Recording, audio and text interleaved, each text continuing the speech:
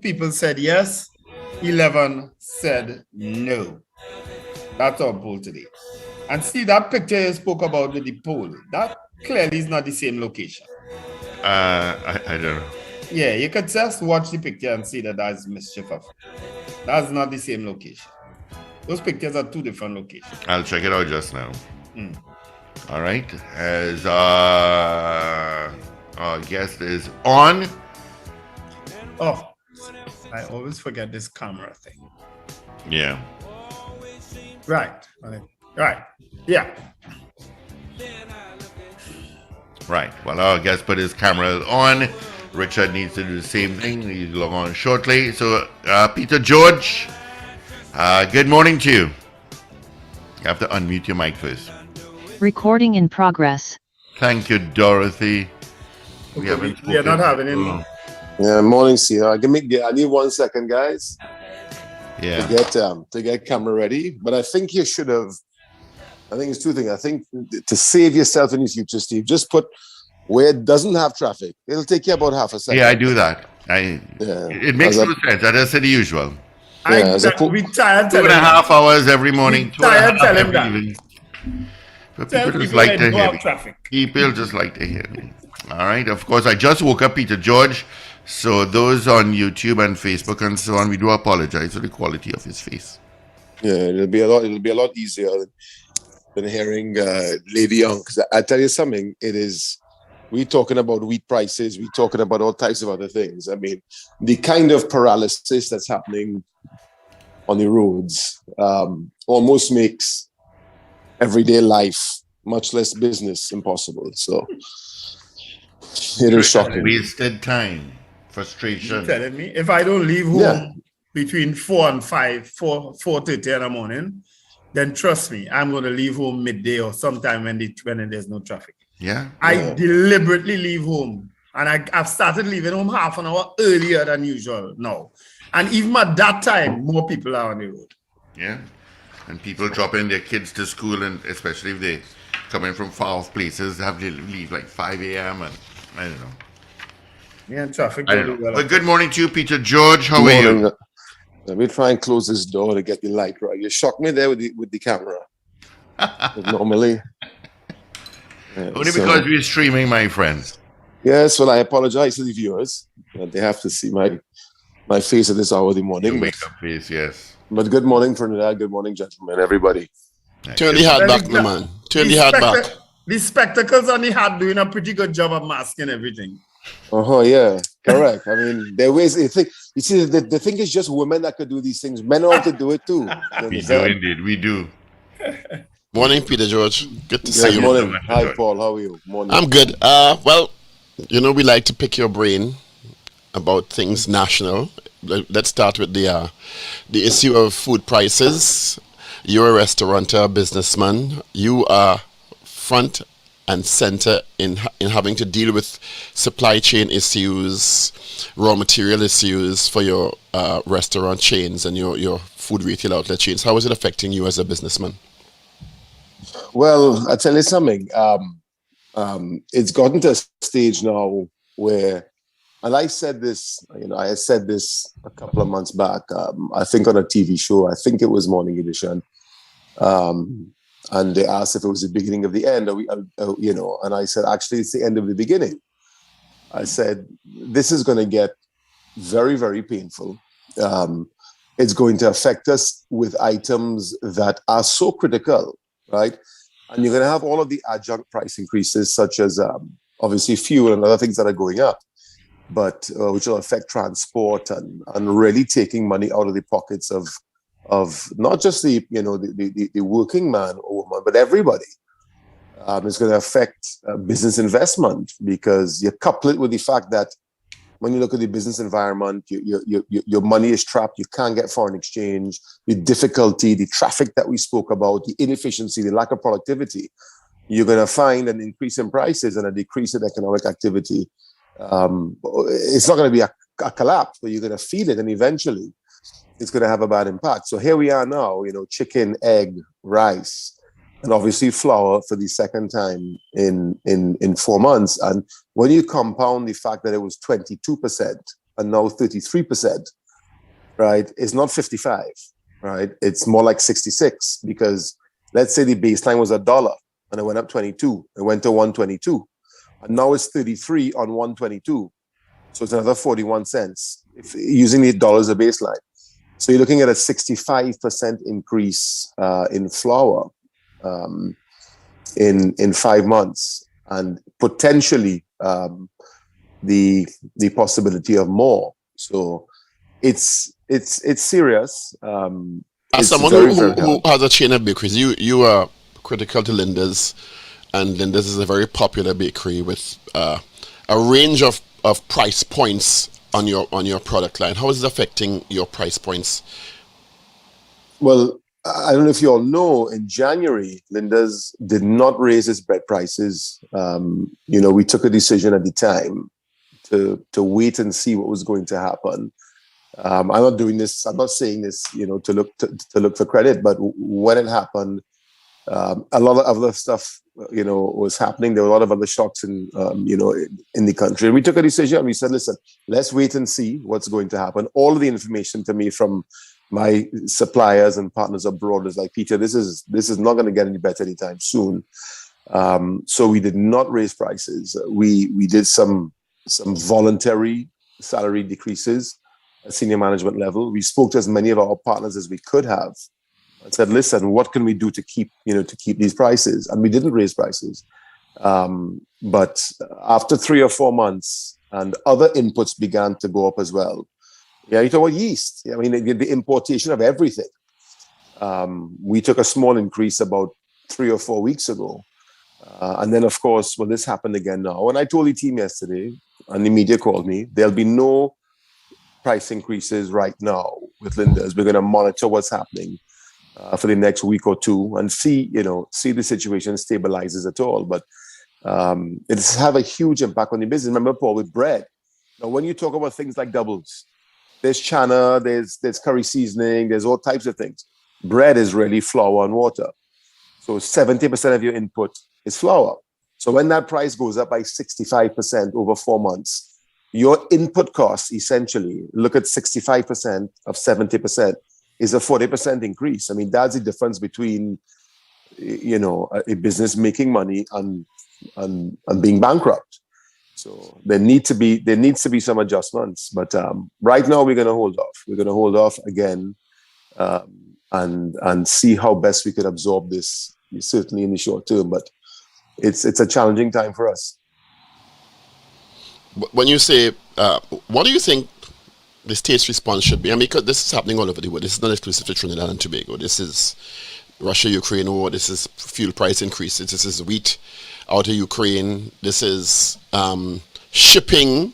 I understand some shippers, not all, have decided, well, let's just wait and see, because the price of continuing to do business shipping around the world is prohibitive, because you're not making the money based on your shipping costs, because you have to spend it back in fuel. So what can or should the state be doing? The state of Trinidad and Tobago, that is. It's funny. I got 2 calls yesterday from obviously from the Express and the Newsday. It was fairly late, so I don't know if it would have made it into today's papers. The bigger issue here, and I don't want to, you all know me and my civic positioning. I've been very clear even during COVID, and I continued speaking even when I was assailed by the social media hacks about, all I care about is money. I don't care about life. Et cetera, et cetera, et cetera.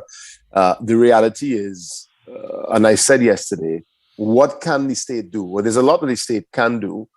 But there's a lot the state ought to have been able to do. But the reality is the state has no fiscal space either, right? We, coming off of 4 mega boom cycles between 19, and I'm going back a long way. So this is not to cast aspersions on this government, but the fact that us generally as a society, after 4 mega boom cycles, Trinidad and Tobago has an absolutely miserly heritage of $5 billion US. Now, $5 billion US is a lot of money for Puff Daddy and for the Kardashians and for Bill Gates. But for a sovereign nation of 1.5 million people to have $5 billion saved up, Paul, essentially is the same as zero, right? Fundamentally, it's the same as zero. So we ought to have had now $50 or $60 billion in our kitty. Whereas we could very easily take now $5 or $10 billion, whether now or during COVID, and say, listen, we have this stabilization fund for this very purpose. We are extracting $10 billion, the equivalent of 70, 80, 90 billion TT, whatever rate of exchange that you may use. And we are going to cushion the external shock that this country is facing, because these things have nothing to do with us fundamentally, right? The reason for the price increases of food throughout the world, obviously, Trinidad and Tobago didn't cause COVID, but we were affected by it, right? And have the ability to take the fiscal measures necessary to cushion us from external shocks that we had no control over. The reality is we don't have that ability. The poll you all just did, 15 people said the government should subsidize. 11 said they should not subsidize. Okay, that's fine. That's pretty much around the I would say the moving average of 60% of people. But we don't have the ability to do it. And that is the bigger argument. The bigger argument is we've reached the point where we've hit a situation and we are completely and utterly impotent to do anything about it. The government does not have the fiscal space. Again, not just because of this administration, over 20, 25 years of distorted priorities and poor management, we simply don't have the money. We don't have the money. We should be in the position to subsidize for our prices in the short term, right? And there are other things that can be done fiscally, but we're just not in a position to do it. And that to me is the far, far, far bigger issue, that we are left vulnerable right now to external shock, that there's nothing that we can do about it. And that actually is more frightening than the increase in food prices. You might actually need to be a lot more vocal on that issue, Mr. George, because clearly a lot of people don't understand what is happening in terms of what's happening internationally. Yeah. So I'm happy to hear you say that this morning. Yeah. Well, I mean, it's the reality, and it's the conversations that we don't have. You see, the problem is that we never have the hard conversations. We always miss the forest for the trees. And I don't want to get political, but the fact of the matter is that's where we're supposed to be. That's where as a country we need to be, so that we can offset the shock. We can't affect the price of wheat throughout the world.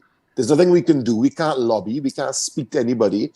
We can't call the Russian president and say, listen, doubles prices going up 40%. Could you please stop the war? He's doing what he's doing for his personal or strategic or sovereign reasons. But what we can do is deal with our problems locally. And Trinidad and Tobago, unfortunately, is impotent right now. And that's the conversation, gentlemen. Yeah. So one of the issues is, to me, I mean, we are where we are now. What should we be doing to not be having these kinds of conversation in 5 or 10 or 15 years? Because, I mean, yes, you've outlined accurately. It's an issue of successive administrations and their failures to look to the future properly. I totally agree with your comment about the Heritage and Stabilization Fund and the boasts about $5 billion when we've had the kinds of windfalls that we had on 3 or maybe 4 occasions in terms of oil booms. We are now using a superficial oil boom in a kind of way now to pay bills and back pay and stuff like that, not necessarily in productive investment. What should we be doing now? There are 2 mandates now. One, stabilize the country, and 2, put systems in place to move us forward in 5 to 10 years. Yeah, well, I think there needs to be the country undoubtedly needs a course correction, right? Obviously there are things that we can speak about with regards to infrastructural change and crime, but that we need about an hour and a half of the show for that. So let's leave that out. We're talking about now stabilization of food prices, or when I say food prices, of day-to-day ease, right, and chances of ease of living. So now let me give you one example, right, from a tactical perspective. There needs to be first of all, there needs to be an overarching strategic direction for this country. It needs to be articulated. The best minds have to come together and say, listen, we need a course correction away from where we have been going if we are to have a country worth living in 25 years' time. But then It's as they do simple as that with the roadmap to recovery, where they brought the great thinkers in, the Terence Farrells, the etc. Vincent Barrett. I think Dr. Botiwari was part of that. It was pretty bipartisan. It was public sector, private sector. It was quite extensive. It was one, to deal with the pandemic 2 years ago, and two, to chart the way forward to these structural challenges that we have, because we have structural issues. But Paul, you also had the Economic Advisory Board prior to that, where people became disgruntled and left. Well, including Terence. Disgruntled, they became frustrated that the Minister of Finance or whoever was in charge wasn't taking their advice. Let's be frank. Yeah. That's exactly it, Paul. That's exactly, as you're both alluded to, that is the reason why the lion's share of these committees have collapsed or borne zero fruit, and specifically the Economic Advisory Board, of which Terence Farrell ultimately resigned.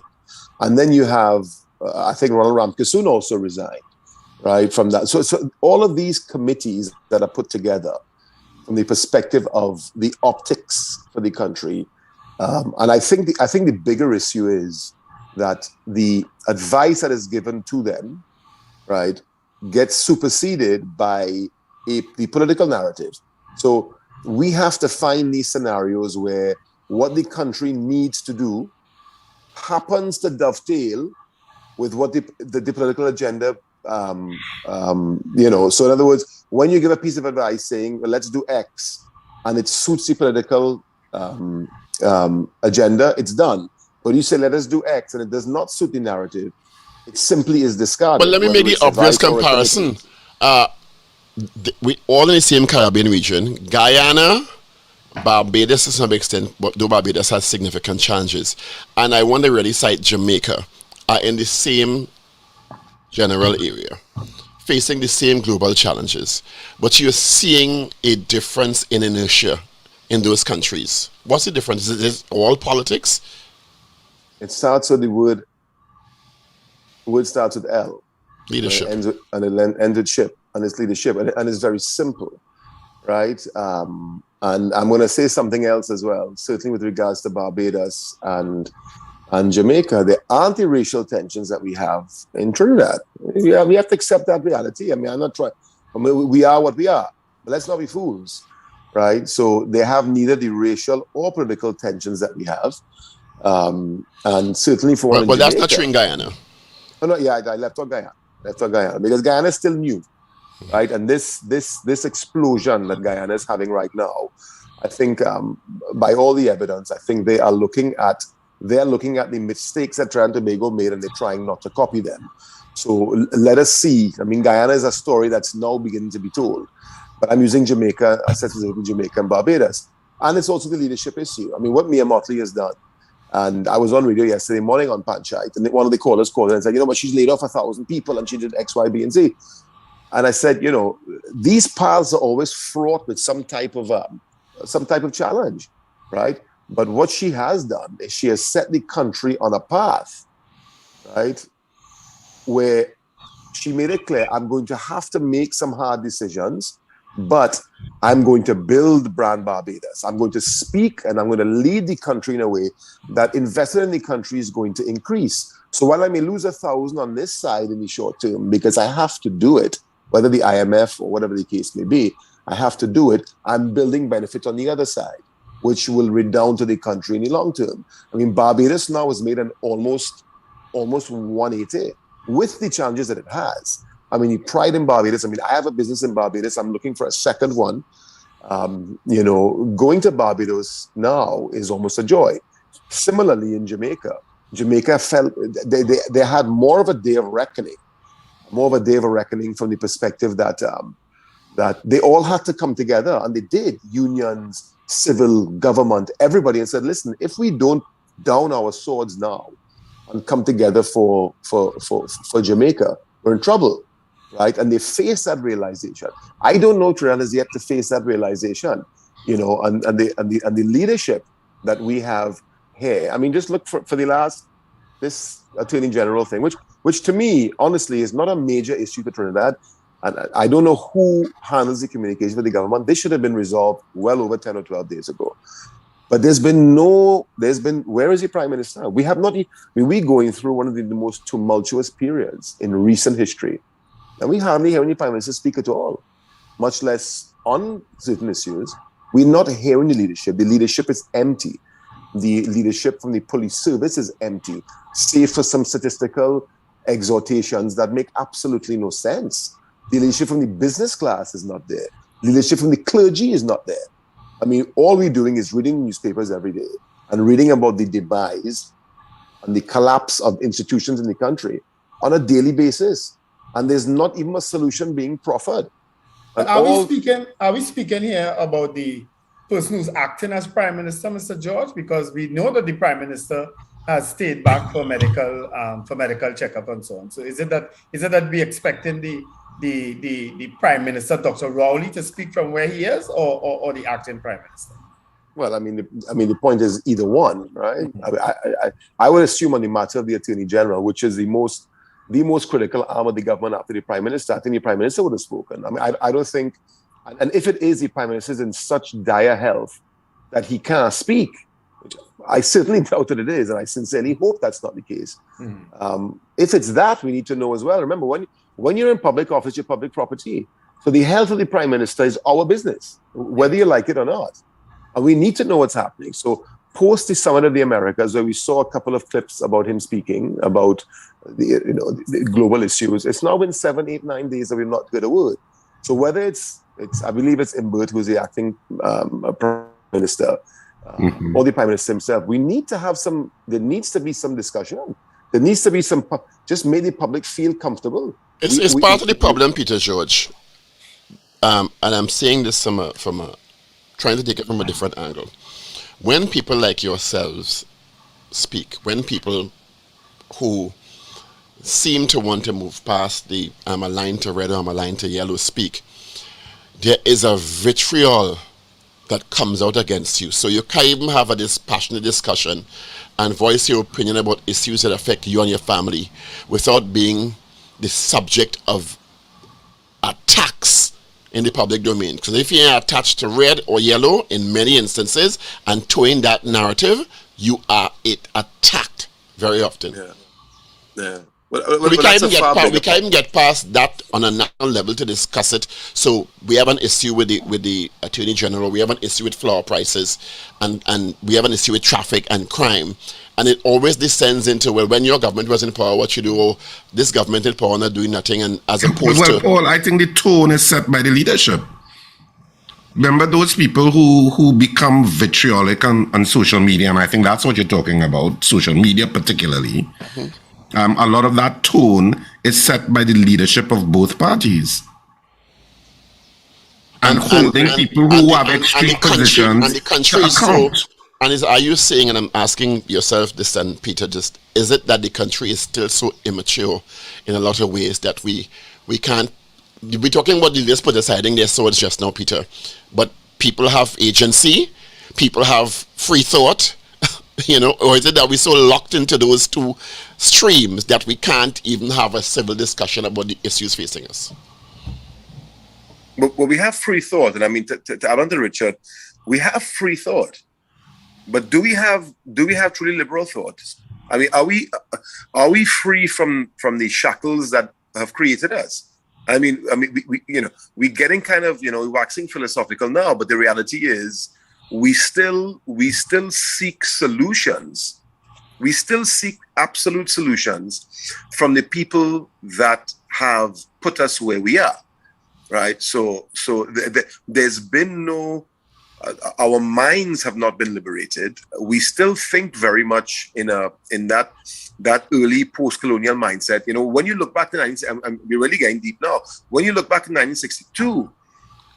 We moved away from colonialism, but nothing fundamental. We still have laws that were written in 1957, right? I mean, nothing really changed. So all we really did is we handed the seat of power away from the crown and handed it to ourselves without the mechanisms or the true like I said, enlightenment of where we were going to go. There was no path then. If you understand the history of Trinidad and Tobago, I don't. Well, there was a certain profess to amount know of, it very well. but Peter, there was a certain amount of idealism that came from the intellectual class at that point that you would have had from Eric Williams and you would have had from Capildeo and those. You would have had an intellectual class in Trinidad that I think could have taken us in the direction that you are talking about, but it didn't materialize that way. You know, lines became drawn. So let me Was it add a collaborative? question And that's to what the Richard- question is. Was it collaborative? Or was it just those guys, like the Crown and like Governor X, it was not collaborative. And I think, in a sense, we allowed ourselves to remain as subjects, right? And we are kind of paying that price now. It should have been more of a collaborative approach. So let me ask Mr. George probably his toughest question for the morning. Because we're talking here about the current politics and the current leaders, right? Outside of the UNC and the PNM, we have a certain group of people offering themselves for leadership in this country. We're talking Watson Duke. We're talking Philip Alexander. We're talking David Abdullah, right? Those are the three main Gary Griffith. And Gary Griffith. So, thanks, Paul. Those are the four people who have offered themselves now as leadership material for this country. What are your thoughts on that? Again, I think it was the same show with Fazir Mohammed maybe 3 or 4 weeks ago, and I said, of the horses that are in the stable now, I would support Gary Griffith, and the reasons are thus: I believe he's electable. 2, he has a track record of success, right? Which is demonstrable. 3, we're all flawed men and women, one way or the other, right? Nobody is perfect, right? And even with those flaws, I believe he's a patriot, right? And I think once you put all of those things together, and I think when Gary Griffith speaks, he speaks the truth, right? From what I know, obviously, right? Now, when I look at those criteria and the sacrifices and the courage, and what he did with the police service, I mean, the fact that you talk about an entrenched institution in Trinidad and Tobago that had a public acceptance or approval of 15%. When he left the police commission, the police service, it was over 50%, right? Then you look at.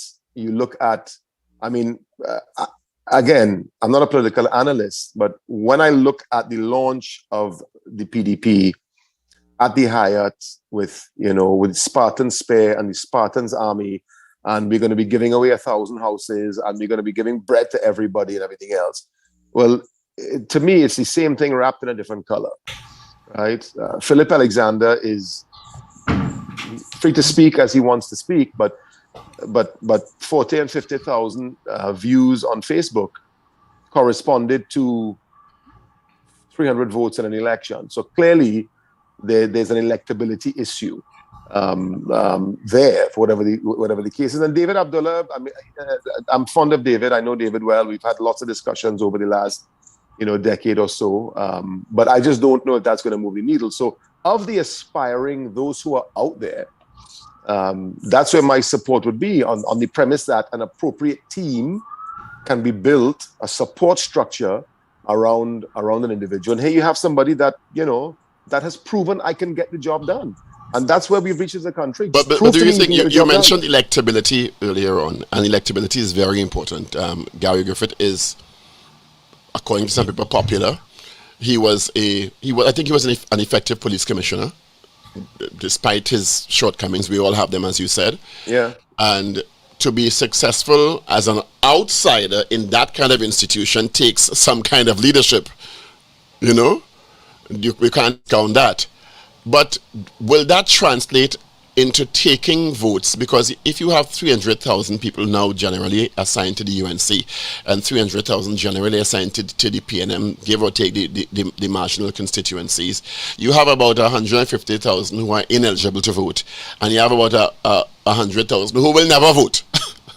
You understand? well, So Gary Griffith has to take votes from both the PNM or the UNC, or significant votes from one of those parties, which Yeah. are culturally and socially and politically entrenched. That is a tall order. That is the crux of his electability right there. That will determine whether he is electable or not, whether he can translate this popularity in parentheses into being able to take the votes from PNM and or UNC, both, to move it past the post system in this country.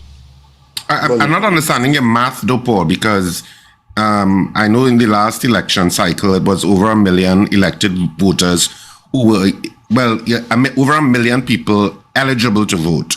You said there was 100,000 who could not vote. And how many voted? I'm talking about minors. But he said 100,000 could not vote, were not able to vote. Who are you talking about there? Minors. But the minors are not part of that matrix. Okay, but and If you have a million, of the million electorate, how many voted? 600,000. 600,000. And that's why I said. And that's why I said. It's an issue of motivation. Then it's an issue of motivation. Exactly. Can you motivate that 400,000? If you're doing it 3 and 3, you have 400,000 remaining. Can you motivate that 400,000? But that's my point. So you ask about the maths. That's the maths. The question I raise is about whether or not he can translate this popularity in parentheses to move the needle from those entrenched groups. That's my point. Well, I think of those who are there, and I think you're missing out one swath of voters that have never been accounted for now, young people and millennials. I mean, you have a whole batch of people in this country that want to do exactly what I'm doing right now. You have your earphones on, you're on whatever it is, your Roblox or whatever it is you're doing, right? And you simply need to take off your earphones and hear one word. Because Richard spoke, I think, when not sure about idealism. They may look and say, I'm going to vote for him. I don't want a party card. I've never owned a party card here or in the United States when I was a US citizen, and I voted in both countries. Never held a party card. They want to know that I ideologically connect to this individual, right? And that's it. And that vote, that the acquisition cost of that vote is next to nothing. And have we seen a trend? And have we seen a trend where those millennial voters or those voters under 30 have traditionally moved past their parents' political lineage? Well, I think now, yes. And again, I don't have empirical data. Where's the data to support that? I don't have the empirical data, but just looking at what you're seeing now, and you're looking at seeing the behavior around the world, and you look at the choices around the world and where public opinion and public sentiment is switching to, I think you're seeing a clear shift away where, or contraire. I might be seeing it around the world, but I don't have the data to support that it's happening here. Well, of course. So, and that's why it's a kind of a leap of faith. But I think it's special here, you know. We're real special here, you know. I don't think we're that different, quite frankly. Yeah? And I think that generation that Peter is talking about, I think that generation is pretty much more independent and are not as chained to grandparents' voting patterns or parents' voting patterns. You see, Peter, I hear you. Great. I hear you on that issue of Gary Griffith, and I'll support it to an extent that you see a past will always come back to haunt you. You see, when you use terms describing the criminal element as cockroaches and so on, and then the images of you standing with a gun and young boys lying down on a beach and you're telling them to apologize. You see, those images don't go away. No, those images are there and they will come back to haunt him once he steps into that political arena and once people feel that he has that chance of swinging it either way. Yeah. No, you're right. I mean, those images may come back. I agree with you, Wendell. Those a lot of what Gary says, because we've had our quarrels with Gary on this program, our very energized discussions, and so, but he's also been, when he started, he also had our support in terms of being police commissioner. But what you're not factoring, Wendell, is that there's a portion of the country, there's a part of the country that agrees with the statics, eh? Yeah. that agrees that let all of those people apologize, that it's instilling also a level of discipline. But Richard, you know what? There's a part of the country that also feels marginalized by it because it was primarily young black youth. And perhaps threatened by it too, right? And there's no question about it, right? And I mentioned that to Gary a couple of years back in a social environment, and I think he genuinely said, Peter, I did not mean black or white. That's not what I meant. I meant criminals or cockroaches. And the fact that the overwhelming margin or whatever the stats show of that type of criminal as the urban African youth in Trinidad was just circumstantial. And, so I didn't pick up the comment as being a racial comment. I told him, remember, cockroaches wear shirt and tie and shiny black shoes too. Those are my exact comments to him. I want to give you 10 points and move to the front of the class, but nobody liked to talk about them cockroaches. Yeah. But that's what the facts are. So I told him whether Lange Park, Goodwood Park, Ellerslie Park, wherever it is, there are cockroaches there too. And it's funny that and I'm probably going to get lambasted for this again, because I reach a stage of my life where I want to live in this place. I want my children to live here, and I love this place, right? But we have not seen that criminal, save and apart from one or two, ever be held to account, ever, whether they're in the halls of government or whether in the halls of chambers or whether in the halls of wherever. We've never seen it.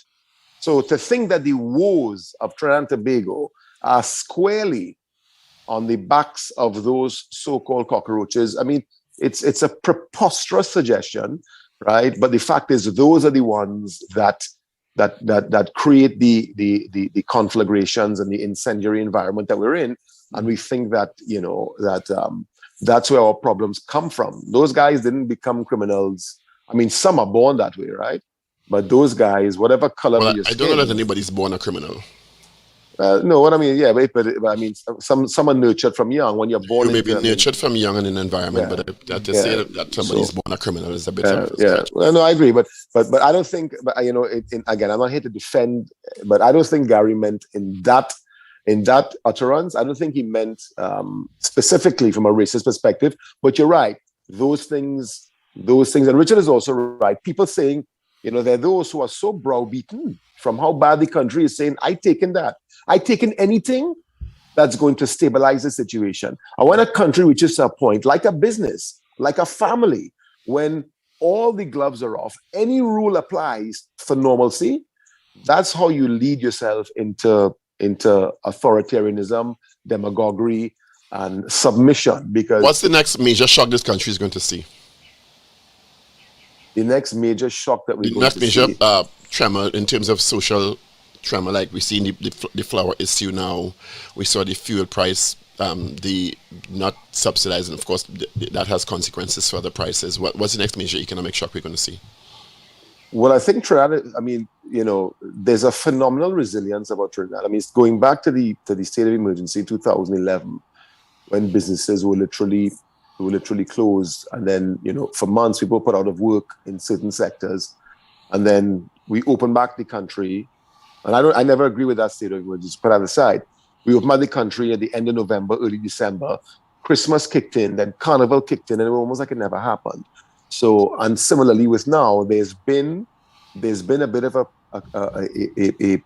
not massive, but a slight spring back post COVID. So we have shown a tremendous amount of resilience.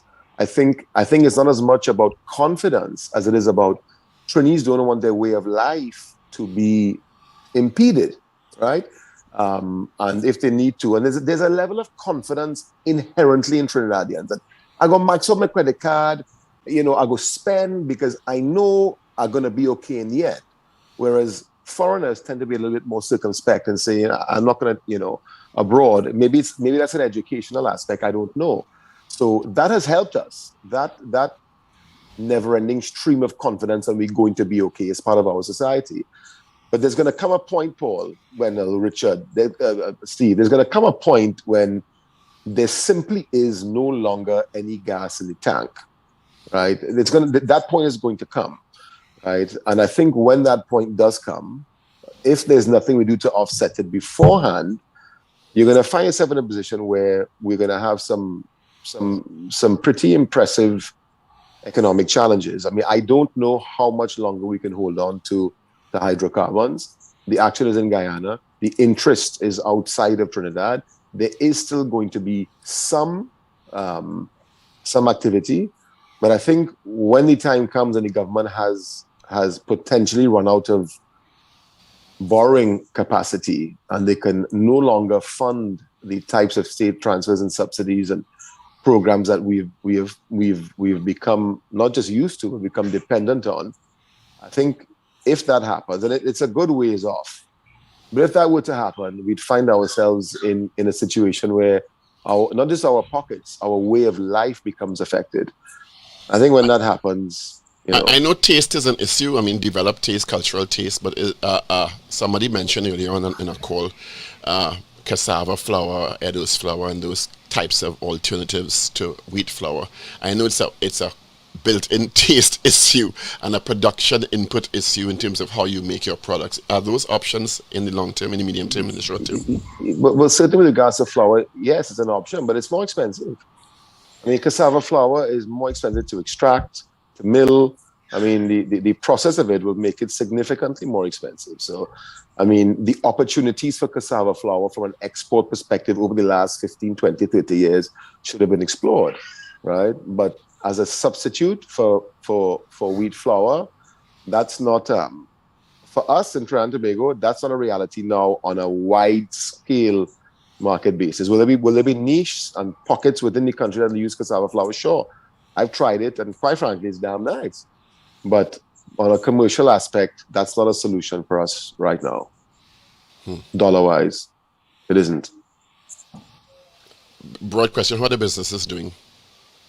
Funnily enough, to show you how much, and I just said the word confidence, middle of last month, when Imbert came out, and I mean, obviously walked into an absolute trap. Again, spoke nonsense again about GDP, and you use nominal GDP. You cannot use nominal GDP. You have to adjust GDP for inflation. You have to use real GDP. Beat his chest about how we're at 180 billion. We've never been this high, and we're paying back VAT, and everything is great. And they all beat the table in Parliament because they're really just drones, right?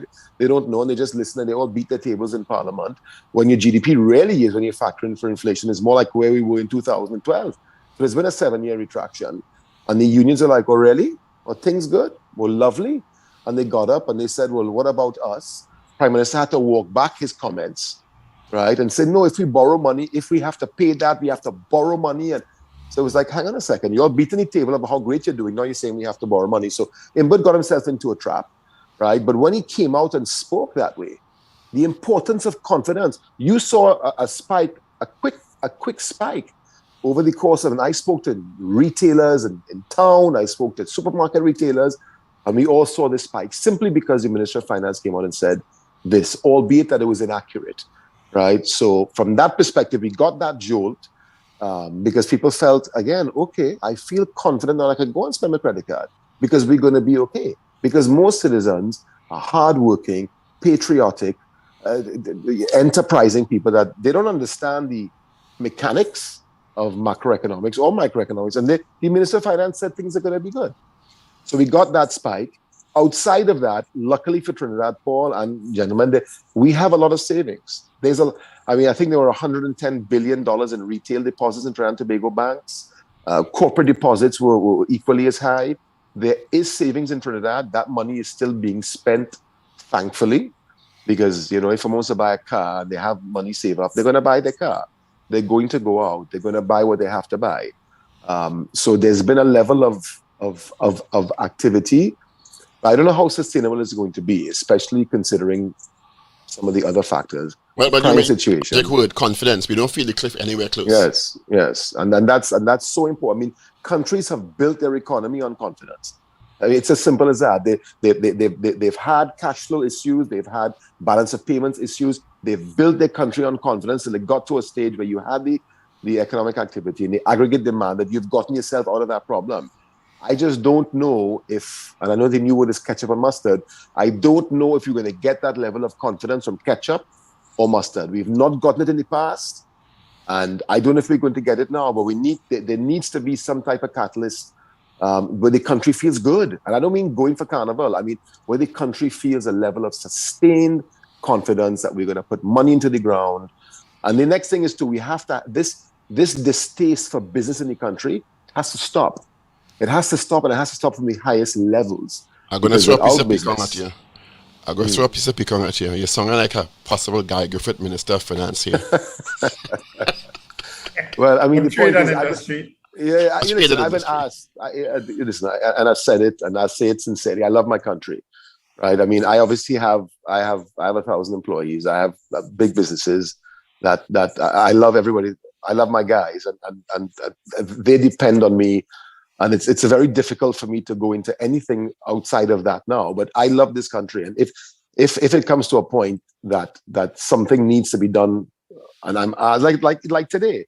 I mean, Steve called me yesterday, Panchai, when TV said, if people want my opinion, I'm going to give it, and I'm not going to filter it.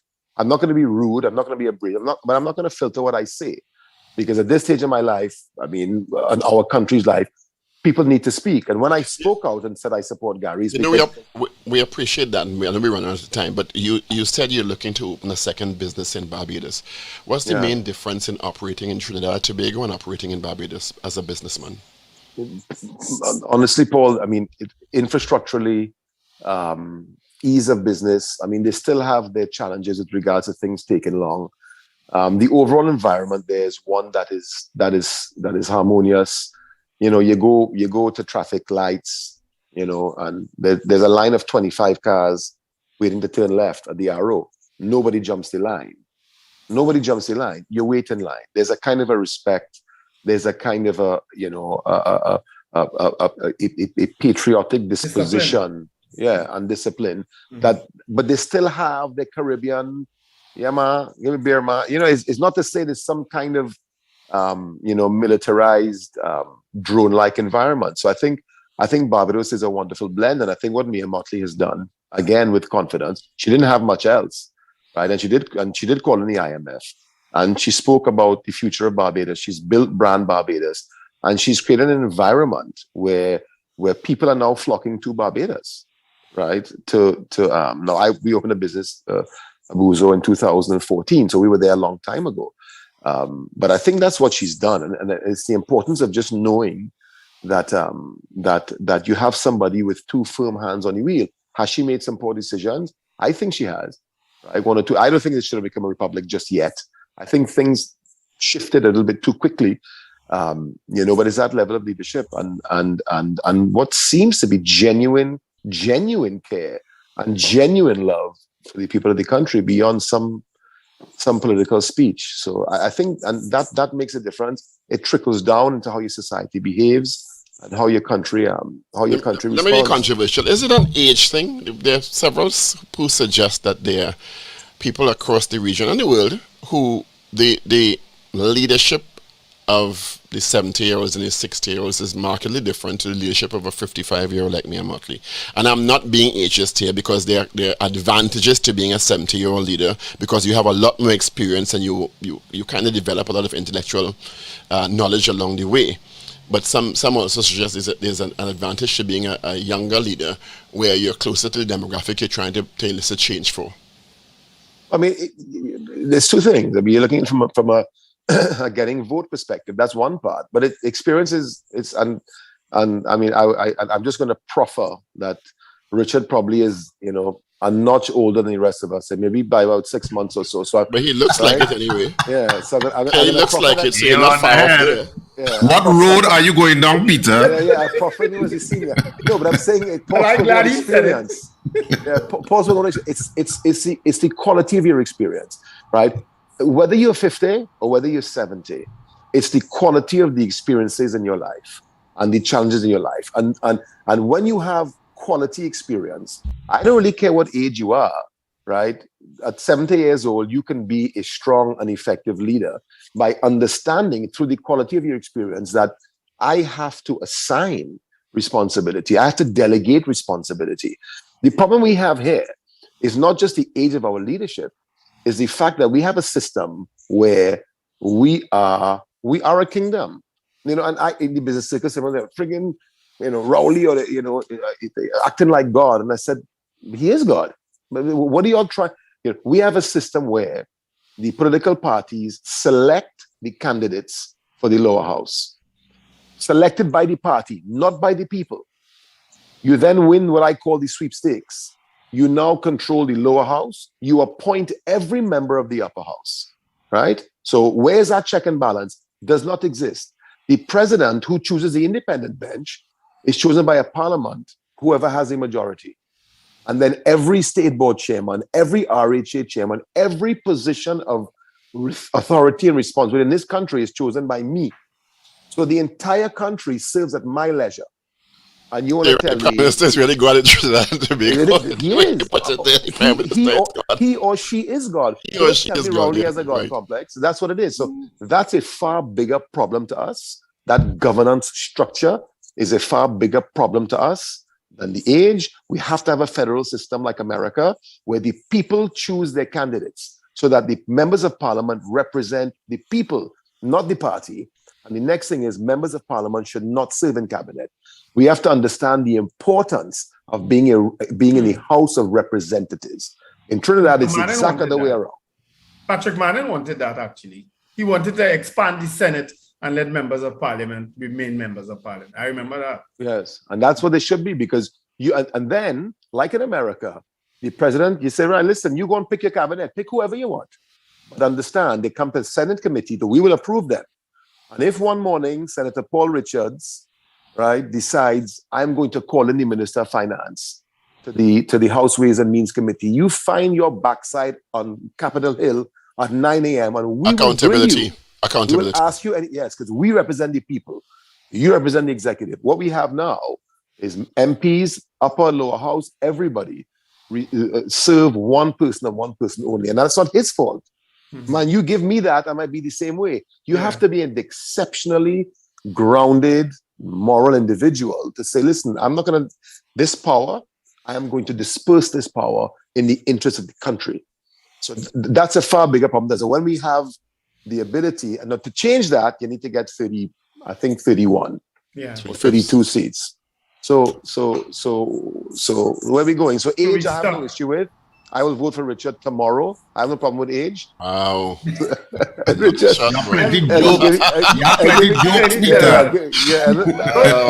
That's your Wednesday morning peak on. That's what it is.